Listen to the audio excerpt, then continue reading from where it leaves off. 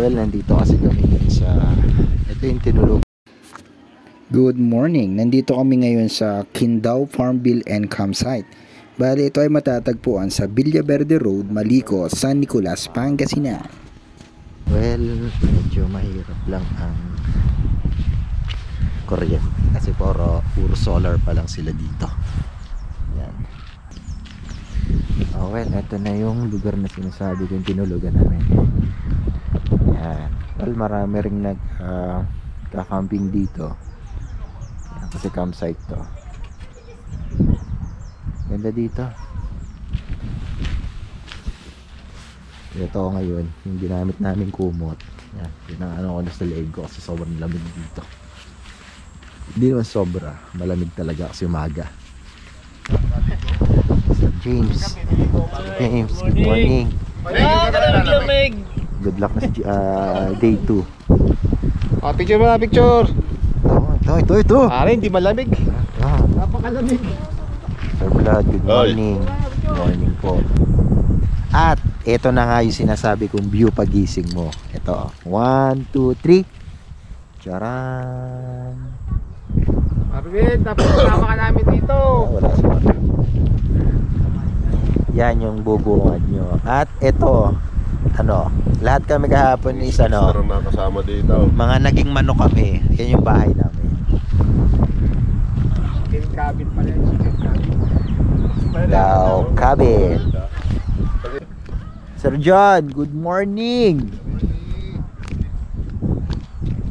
Ang sarap ng buhay. Ang sarap ng tulog nila kagabi. Harukan niyo mga yan. Yan, diyan kami natulog. Ito.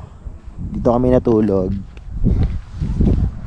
Well, hindi na ako nakapag-vlog kagabi kasi sobrang pagod na kami. hindi na ako nakapag-ending ng video. Pero yan, dito kami natulog. Yan. Dito lang nan. Pero kasya kami dyan. 3 kaming natulog dyan. Yan yung mga tinulugan namin. And eto yan. Yan yung bungad na makikita mo paggising mo. Good morning po. Good morning po. Good morning sa inyo lahat. Popost mo ba yan sa YouTube? Yes. Mas wala ka pa na-upload ng isa pa? Hindi pa. Matagal pa tayo uwi, 1 week pa eh. Hindi pa tayo makakapag-upload. Tapos magkakarera tayo pataas. Tayo pa na po.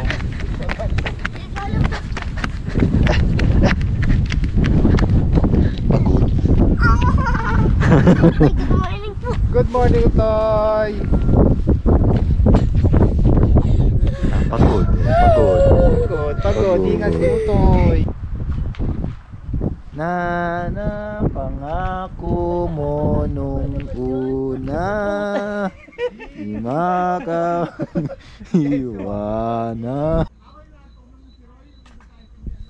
Ang lungkot. Dito. Ay, hello Sir Butch. Ikaw ang topic namin dito, pare. Sayang Sir Butch, wala ka. Mua. Wow, Mama, miss ka namin dito, pre. Wala Sir Butch. Naalala ko yung maliit mong kalan. Kami nagkakape kami dito. Napapa-YouTube na naman. Okay, prepare na kami sa day 2. Ayan na. Prepare na. Sa Vlad, una ka na. Una na, mga mababagal. Oo, day 2, ready. Day 2, ready na. Sheesh. Nasaan yung dalawa? Nagbibihis pa siguro yung dalawa. Nagbibihis pa po si Sir James Den. James at Sir Matt. 10-10 oh. Ano na naman? Ready na naman. Diyan na tayo. Mga hunter ng hunter ng view. Oo naman. Yung pati babae. Tama mo dyan. Patay tayo dyan. Good morning. Ready day 2 po. Ready day 2 na. Ready day 2. Day 2. Para na ipato. Makiki-issue ako. Ano po yan? Nag-LBM kasi ako eh. Patay. Sa nag-LBM. May kontrabando dyan ah. Pinagbabawal ng tik-tik yan ah. Nagtatae. Ano ba ito nagtae? Ha? Pinainom kasi ako ng gatas bago umalis. Patay. Okay, ready day 2 na kami. Well, pupuntahan naman namin ngayon sa ang Lake Tabello. Lake Tabello is matatagpuan do sa Kabayang Benguet. Yan. And isa pa is yung new highest point na matatagpuan naman sa Tinok, Ifugao. Yan naman yung mga pupuntahan namin sa ngayon. Is umalis kami ng 8:15 sa Kindao. And punta naman kami ngayon sa Benguet or sa Tabello. Mukhang maghapon na namang riding to.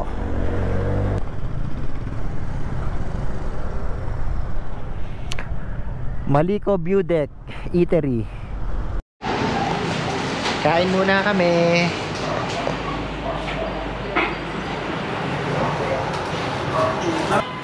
Alam niyo bang may produkto? Tagapag-may-ari din ako ng isang wine. 175 plus 8. Okay. Jason Wine. Joke lang. Mukbang.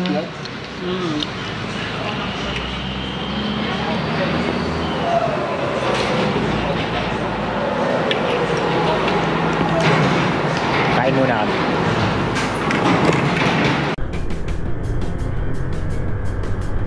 Ayan na. Kumain lang kami, then diretso na kami sa Lake Tabello. Bale, ito si na ma'am. Kasama namin yan. Nakasasakyan siya. Si Ma'am Ria. Hello kay Ma'am Ria. Cheers! Kaya guys, kung magbabala kayo na maglakbay ng ganito, promise, maghanda kayo na well budget na kahit 10k pwede na eh. 10k na budget para sa gantong 1 week na lakbay sa gantong kalayong lugar. Pero yung 10k nyo is medyo anuhan nyo pa. Kung may itataas pa kayo, go. Para sa katulad kong medyo simple lang naman ang buhay, and ayan, nag-ipon ako para dito. Yung tipong tipid na tipid ako this 2 months. 2 months kasi akong nagtipid. Kaya sa mga ganong araw, sobrang tipid talaga. Okay, shout out nga pala kay Marvin Di Guzman, pre. Salamat sa jacket. Yan solid jacket yan. And ito yung bag ko na nasa front ko. Ano yan? Kay Sir Marvin yan. Baka isa sa mga kaibigan kong supportive. Iyak na. Hindi, joke lang. Ayun, basta supportive yan si Marvin. Well, yung pupuntahan namin ngayon is Lake Tabello. Simula dun sa kinainan namin is 133 kilometers. Medyo malayo-layo to. And mas madaming ahon ngayon, syempre, kasi yun nga, mountain province to. Well, sa araw na to mukhang mas malakas kami, hindi kagaya kahapon na halos wala kaming naitulog maghapon, and puro trabaho din syempre. And umalis kami ng 9 PM sa aming mga lugar. And syempre yan, hanggang umaga na yun, kaya wala kaming masyadong tulog. As in talagang pagod na, alam niyo yun, napapapikit na kayo sa biyahe. Pero dapat huwag kayong bipikit sa biyahe, medyo delikado yun. Well, nangyari sa akin kahapon. Yeah, parang mga 3 to 4 seconds akong napapikit, pero talagang nagpagising ako. Parang kulang na lang sampalin ko sarili ko para gumising lang. Pero delikado yun, delikado. Well, kahapon is sobrang init. Ngayon is nagbabago na ang climate.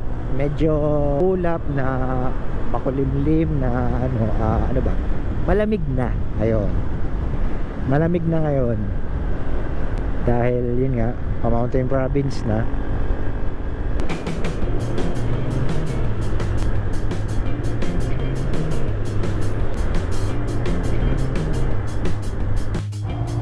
Gas mode. Larga.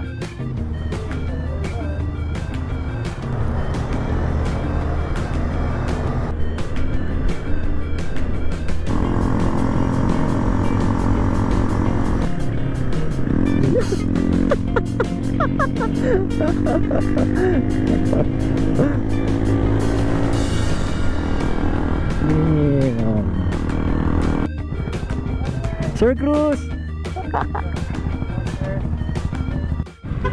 Dito matatagpuan ang Mount Pulag. Kaso walking distance ang Mount Pulag.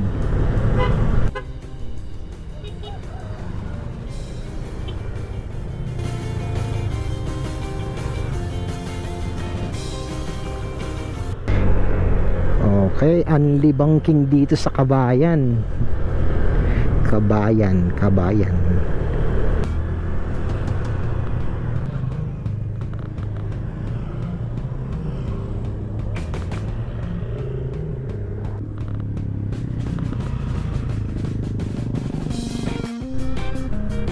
Ayun sila oh.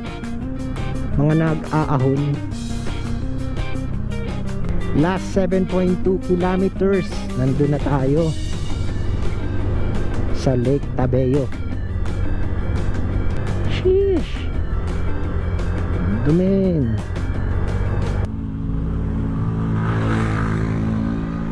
This time is nasa taas na kami ng Kabayang Benguet. Well, kitang-kita na dito yung buong view or yung buong paligid ng kabayanan ito. Napakaganda at napaka-relaxing sa pakiramdam.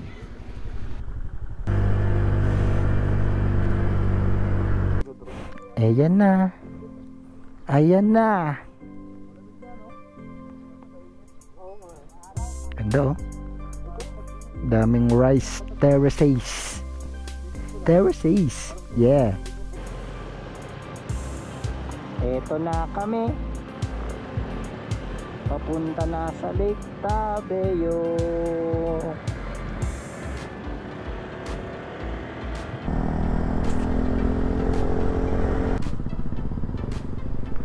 Yun, yung lawa. Mukhang tuyo ang lawa ngayon. Kasi ano, siguro nga mainit or summer nga. Oh, pero grabe yung ihip ng hangin dito. Ang lamig oh. Kahit sobrang init ng sikat ng araw, ramdam mo sa... Basta yun, ramdam mo yung lamig. Or ano, halimuyak ng hangin. Nice one. Yan, ang Lake Tabeo. Isipin nyo, nasa taas siya ng bundok pero may lawa. Yan oh. Mount Pulag National Park, Tabeo Lake. Tabeo Lake.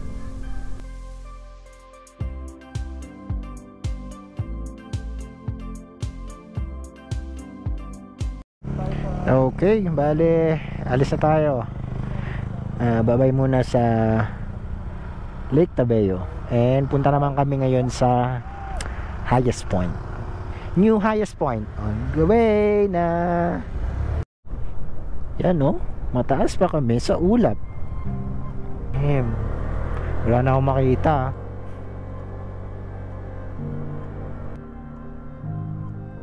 Ingat ba, wala makita.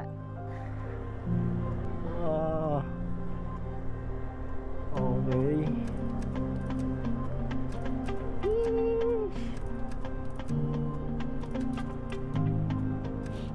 Grabe naman to.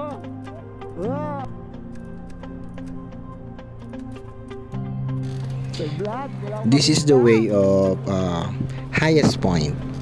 Medyo nakakatakot yung daan kasi wala na kami makita halos and puro ulap na and ayun, malabo talaga ang paningin namin sa park nito. Well, puro ulap kasi. Ingat po. Parang napanood ko na tong moving to. Yung tipong may lalabas bigla doon sa, sa mga hamog.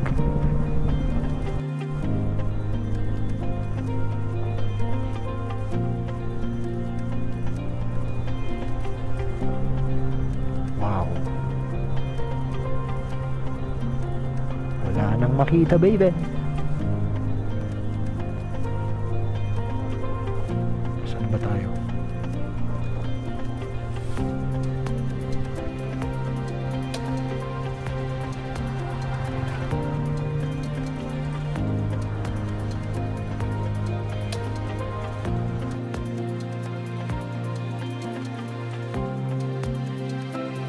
Raindrops falling in my head. Sorry, yun lang yung alam ko talaga eh. Ay, shout out kay Wendell. Okay, time check muna tayo. 4:30 PM ng hapon. 4:30 ng hapon, pero nandito pa kami sa kabundukan. Okay, mukhang gagabihin kami dito sa second naming transient house na tutulugan. Ayun sila oh. Iniwanan ako. Hindi, joke lang, nagtaiwan talaga ako. Lusungin natin ang baha. Oops, yeah.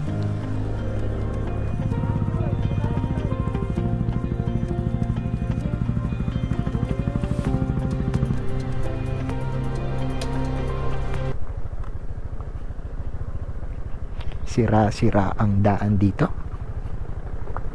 dahil siguro sa landslide or nabibitak nga siguro mga lupa dahil nga bundok kasi to.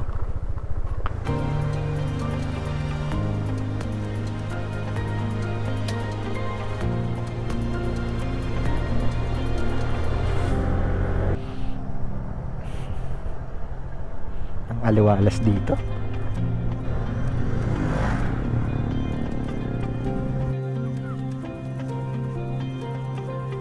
Well, nagpalit lang akong battery ng GoPro kasi wala na. Lobat. Lamig.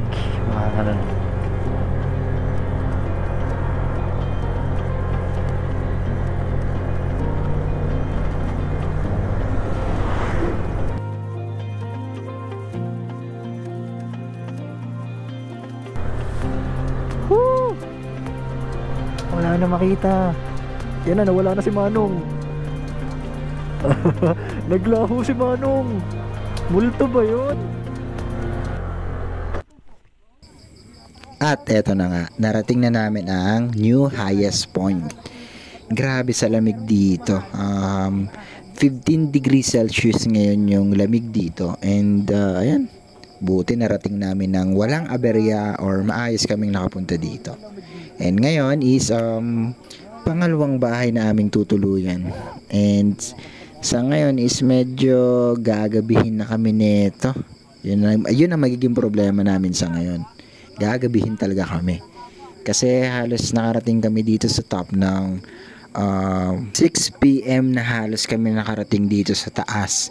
And yung titirahan pa namin is maybe 100 kilometers pa ang layo. Kaya talagang no choice kung hindi ay suungin namin ang kagubatan at gabi. Hehe.